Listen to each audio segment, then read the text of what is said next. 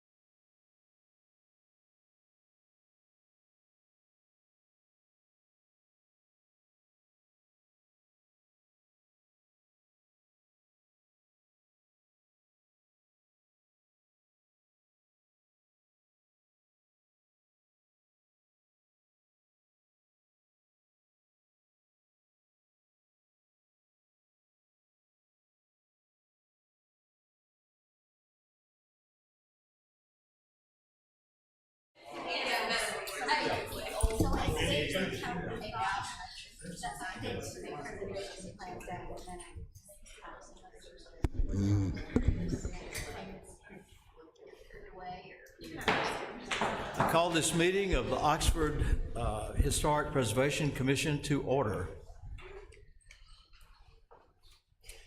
First item is approval of the agenda. Is there a motion that we approve the agenda? So moved. Is there a second? Second. All in favor, say aye. Aye. Any opposed?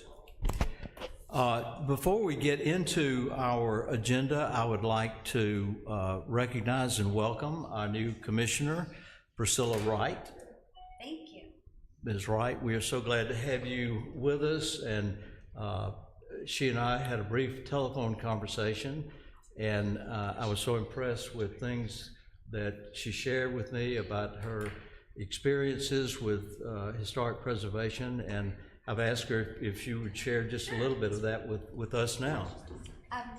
My name's Priscilla Wright, and my husband and I moved to Oxford almost 3 years ago. I'm an 8th generation Californian, but not to worry, my husband is a native Mississippian. So we had our family, we met in California, and then I always knew that someday we would move to Oxford, Mississippi, and we visited here a lot and all of that. And I think mostly because of my family background, I grew up in old houses, adobe houses, houses built in 1903 that were kind of rough craftsmen, and was always loved old houses. And then our neighborhood in Los Angeles, which people don't realize, Los Angeles really is a city of neighborhoods. And the architecture in our neighborhood, called Windsor Square, was mostly built in the glory days of Los Angeles architecture, which is the 1920s. And people started moving in and buying up the houses and wanted to improve them, and lot line to lot line and all of that. So we formed a committee, and we established, it's called the Historic Preservation Overlay Zone, which is really akin to what you have here. And it took about 5 years to get that done through the city. And city of Los Angeles moves very slowly. And I served on the board for 9 years. I was chair for 4 years, and then I ended up, after I left the board very shortly, we moved here. So this is kind of like Old Home Week. to me, and I've been very impressed with everything that has been done in Oxford to preserve the community. Thank you, and welcome. We look forward to benefiting from your experience and expertise. Next item is approval of the minutes from our most recent meeting from January 22nd. Is there a motion that we accept those minutes as presented? So moved. Is there a second? Second. Is there any discussion about those minutes? If not, all in favor of approval, say aye. Aye. Any opposed? Do we have a staff report tonight? Not tonight, no. Just that we're very happy to have Priscilla. You know, this perhaps should be a staff report, but I don't know that this commission has heard officially the good news that one of our most challenging properties, the Theora Hamlet House, has been sold. That's correct. The Theora Hamlet House has officially been sold, and we've already had a meeting with the new owners to discuss the history of the home, even with this commission, through the demolition by neglect, and the major elements that were of discussion at that time. They're very aware, and they have a plan of action to move forward initially to address those concerns, at least with some respect to the public facing. But they also talked about future plans, and that will likely involve coming before the commission at some point in the near future. They don't quite have a timeline on those elements yet, but you know, happy to have them as the new homeowners, and excited about having that important piece of Oxford's history preserved. Absolutely. And thanks to the staff and all the extraordinary work that you did to bring us to this point, and to this commission. We labored over that house for years, and what a good resolution we seem to have arrived at. Thank you. Administrative approvals, there's one. Does anybody have any question about that administrative approval for the staff? If not, we'll move to the public hearings. First public hearing is for case 763, certificate of appropriateness requested by Elibeth Jenkins for renovations and additions to existing structure at 916 Old Taylor Road. Kate, would you bring us up to speed? Great, so this is the case that was tabled last month at the meeting of the commission regarding the Thompson House. The case was tabled at the request of the applicant to allow for time to revise the proposed plans after discussion by the commission of the submittal. The applicant seeks approval for changes to a previously approved certificate of appropriateness, which included extensive side and rear additions. That COA was renewed in 2022 by the former owner of the home and sold to the current applicant as an active COA. The Historic Resources, I'll just tell you the history again so we can read it into the record. Historic Resources Inventory Survey for the house, previously addressed as 910 Old Taylor Road, describes the house as circa 1850 and rebuilt circa 1873 with Italianate influence, and modified circa 1963 with rear additions. There's a portion of the home that survives from the original house that was built by Jacob Thompson, who was James Buchanan, Secretary of the Interior. The house was burned during the Civil War and later rebuilt by Thompson. The Cedar Bend subdivision was approved in 2017 and is comprised of the lots subdivided from this original property. So this house sits sort of behind the lots for the new homes that are being built. The final plat was approved with 4 lots, including this 1.9 acre lot on which the Thompson house sits. The revised proposal still includes an outdoor kitchen and dining area, though the plans have been significantly altered since the last hearing.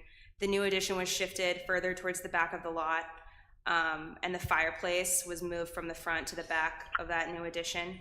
A new porch will be added on the west elevation to lead to this new outdoor area that's going to skirt the back corner, which is the new master suite.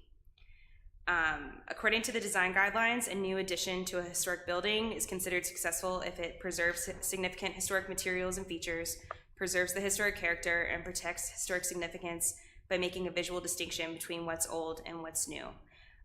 We included the 7 items that the design guidelines recommend for additions to historic structures. The main 2 that were really concerning to staff with the last hearing was that the addition be located on a non-character defining elevation, and that the new addition be compatible in materials, design, roof form, and proportions to the main structure, and should be constructed at a scale smaller than the existing structure. The changes made to the plan since the previous hearing, staff considers them positive, especially in the context of the previous design.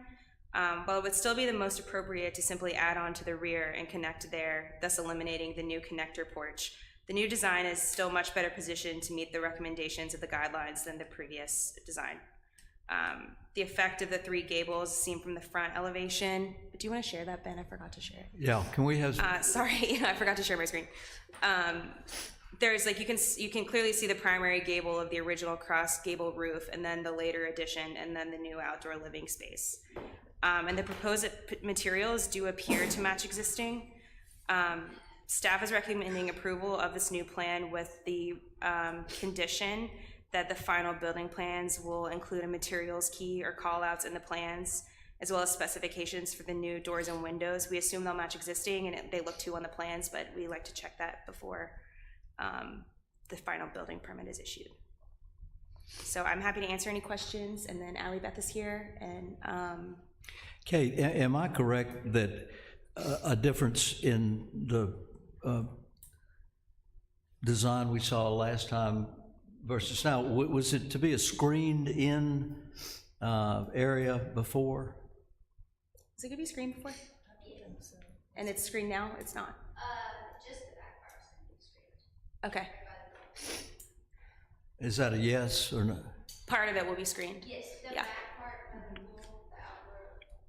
Yeah. Ben's pulling. And was there a bathroom before? Because it was going to be closer, there's a powder bath in the existing house right outside, so where it was before was going to just have a. So you're putting in a bathroom because of the change of location of the addition. Got it. And I will note that the final rendering page shows a rectangular pool, but they're retaining the existing pool.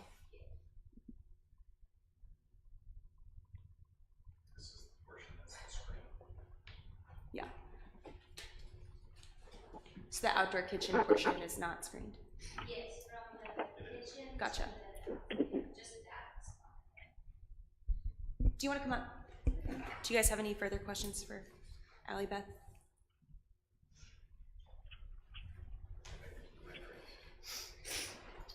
Right at the end.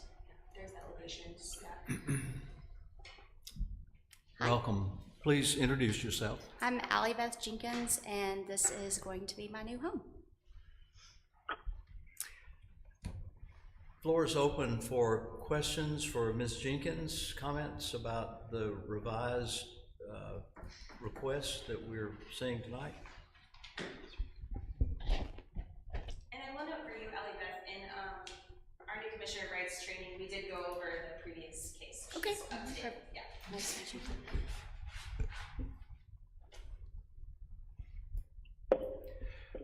you. In Kate's comments, she mentioned the preference of the staff for the outdoor space and kitchen to be located behind the house. You certainly have moved it back a Yes, lot. Would you like to share why you did not? So in the last meeting in January, we discussed that the first set of plans had the porch more towards the front Right. elevation of the house, and it was our understanding and the staff's understanding, there'd been some communication, if it had been moved to the back behind the pool sits on the side of the house, that if it was moved to the back side of the pool, it would follow the guidelines, versus to be in the Right, front. I guess I'm asking, I think in her comments, she mentioned that the preference would have been if the new area had been behind the house.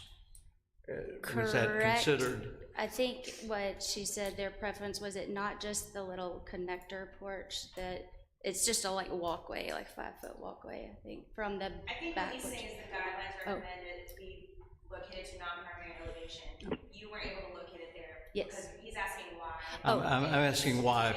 I Right. recognize the significant Yes, change, but I'm asking why. This space is right outside the pool, and we wanted the pool to be the main focus for entertaining space, and the ease of getting to point A to point B is how we located it. Flipped it from the front to the back that way, to make it more conducive to what we were trying to. Just one other element, I think that was discussed at the meeting, was the fireplace. I think the fireplace was on the front side. There might have had an alternative that was on the back side, but I think the commission was generally supportive of the fireplace being on the Yes. back side. Yes. Which is shown here. Yeah, we had a long discussion last month, and it looks like she's done everything Yeah. that we suggested. I think Yes. she's done a good job. Thank you. And I'd like to say this is how the system should work. Thank you. Where you come to us with your ideas and we tell you what we feel will work with Yes. our guidelines, and it's a win-win for everyone. And- Trying to meet somewhere in the middle for everyone to be happy. Yeah, and thank you for that. Yeah, thank you. I make a motion to approve. Motion has been made to approve the COA as presented, Second. and there's a second. Is there any other discussion? If not, all in favor, say aye. Aye. Any opposed? Passes. Thank you.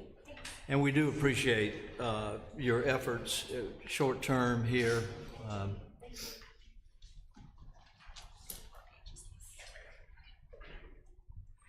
Next public hearing is a complimentary review requested by Frank Tyndall for demolition of outbuilding, new construction, and exterior renovations for property located at 1510 Jefferson Avenue. Is that Frank, or is he? Oh, sorry, okay. So for this complimentary review, the applicant seeks feedback on a proposed plan for the property located at 1510 Jefferson Avenue. Both the main building and outbuilding are listed as contributing in the North Omaha District. The main building is described as a one-story, 5-bay frame with brick veneer, colonial revival double-pile cottage. The outbuilding, which served as a detached garage, is described as a one-story, 2-bay, gable roof brick veneer, which is visible from the street. Staff realizes that the outbuilding is actually, It's not brick. it's not brick veneer. So we're not It's sure just, if it's, yeah, we're not sure if that's a correct description in the survey. yeah. Obviously, if we're describing a different building or. Right. However, the outbuilding is visible from the street, and both the main building and the garage are considered contributing to the district. Proposed changes to the site includes demolition to the attached outbuilding and replacing with a double door garage, second floor office playroom, and a half bath. To the rear elevation of the main building, the applicant proposes a covered porch, as well as replacing a second floor window with twin casement, 6 light windows to more closely match what's existing on the house.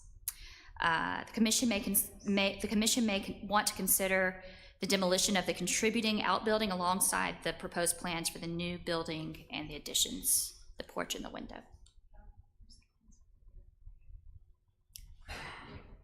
And the applicant's architect, Frank Tyndall, is here for questions. Thank you and welcome, Mr. Tyndall. Frank, if you would introduce yourself for our record, please. Frank Tyndall. I'm representing Don and Holly Noblet. We also submitted the back porch addition. Was that? It should be in there, is this not? It was in there as well? Yeah, This is the rear. okay, yeah. Yeah, we requesting the complimentary review. We needed to get the demolition request first. The existing garage is below grade and has water in it all the time. And so we propose to do a story and a half garage with proposed playroom / office and project room. And I did 2 plans, one without a bath, half bath. So that's the main thing the Noblets would like to review.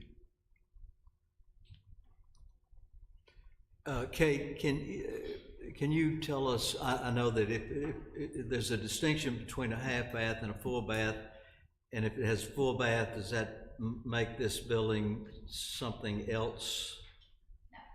Not necessarily, Okay, not necessarily. so that's not an issue of what, No, I mean, we have accessory buildings that, like outside of a pool, that have a shower in case somebody wants to rinse off, but it's just, there's no bedrooms. If the implication is that, is this an accessory dwelling? I don't believe that there are closets inside the playroom, so. yeah, that was my question. What makes it, Closet would make it be a bedroom. what makes it a dwelling? This does not fit the dwelling, okay.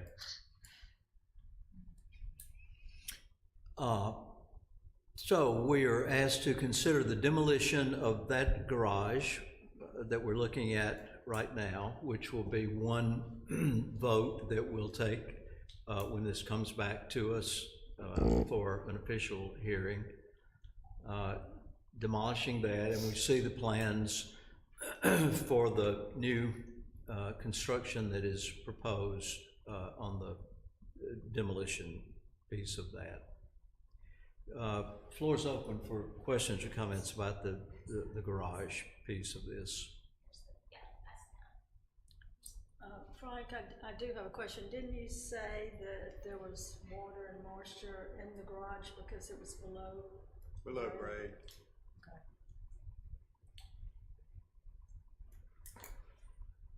Will the footprint of the garage, I understand it has a second story, but will the footprint be the same? It's, I think the existing garage is 20 by 22, and I've increased the garage itself to 24 by 24 so they can get 2 cars in. And then I added the 8 feet on the side for the stairwell. And Frank, is the east side of the footprint of the new structure in the same place that the existing east side of the garage is located? It's very close. It's, I think, within a foot or 18. Yeah, The existing building is not exactly 5 and 5 from the back and the east. Yeah. But it's close. You know, you really, only at one angle can you see this entire garage. Just straight on, you don't see the business over to the right. And just to follow up on the comment that you made, the existing's not, it doesn't comply with the 5 feet and the 5 feet, but what is being proposed will. Yes. That's right. 5 feet from the property line and 5 feet from an existing structure. And the materials, the shakes, you're gonna put them back on the new building? Did I see that?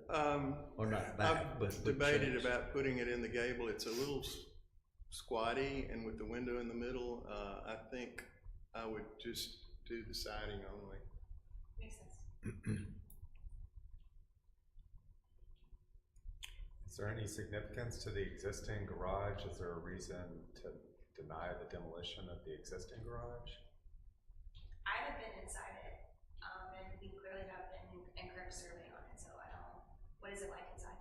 It's just always has water in it. It's below grade. I would 2 encourage sides. you with the formal request to include photos of the exterior and the interior, because you'll have to provide a reason for demolition. So if that reason is a water issue, you know, you'll have to illustrate that. Okay.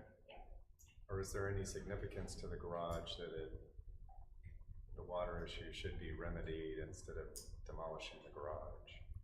I'm not sure. Other than it's a contributing structure in a historic district.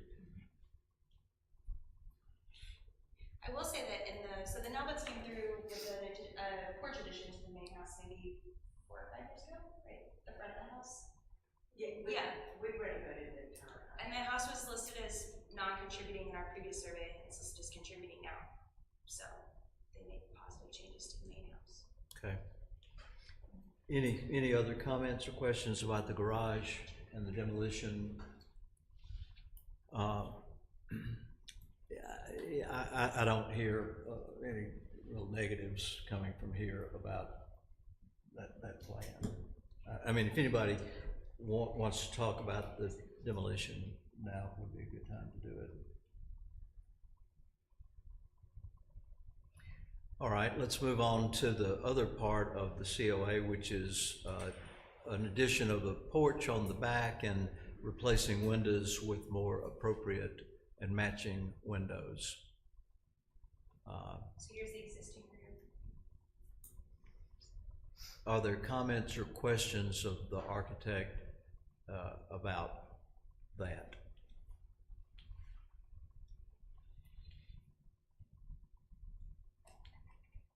Don't hear any, which is a good thing, I think, Frank. Do you have any questions or concerns that you would like to raise to hear a response or? The only other question that we haven't discussed is the driveway. They would like to do a circle driveway in the front. I've been in and out of that driveway a lot of times, and it's pretty dangerous backing out. A circle driveway in the front? Mm-hmm. It's on the site plan, and Is there an existing second curb cut? no.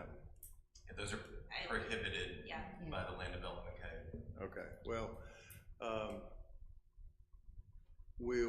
without that ability to do that, we'll probably want to expand the parking area that's there. It's a 2-car, but it's really 1.5. Do you think you might want it to be a little larger? On just the 2-car parking, or but we can't cut the curb, so you can't do the. Where are you sitting on lot coverage now? Ma'am? The lot coverage currently? It's on there in small writing. With the drive as it's drawn, it's just under 50%. So lot coverage is okay. I think that's a question for planning. Yeah. And not this group. Just so I understand, Frank, were you suggesting that you might have parking in front of the house? There's a 2-car parking in front now. I mean, it's really one. I can't get my vehicle in and out of it, and I think you want to make it a little larger. It's just real difficult. The only limitation there would be not to exceed 360 square feet. For the parking area in the front. Correct. Not the driveway, but just the parking area. The parking area. Parking in the front yard is limited, so it's Okay, basically 360, okay. But I will caution you that the design guidelines recommend against adding parking directly in front of the main structure, so I'll be careful how far over you're getting. Well, It's hard to envision what that'll look like. It doesn't go to the porch. Okay. It's a really good-looking house, so thank you. Frank, I believe, unless you have something else, we're appreciative of the opportunity for the complimentary review, and thank you for taking that step, and look forward to seeing you again. Okay, we'll bring pictures of the inside next time. Thank you. Thank you.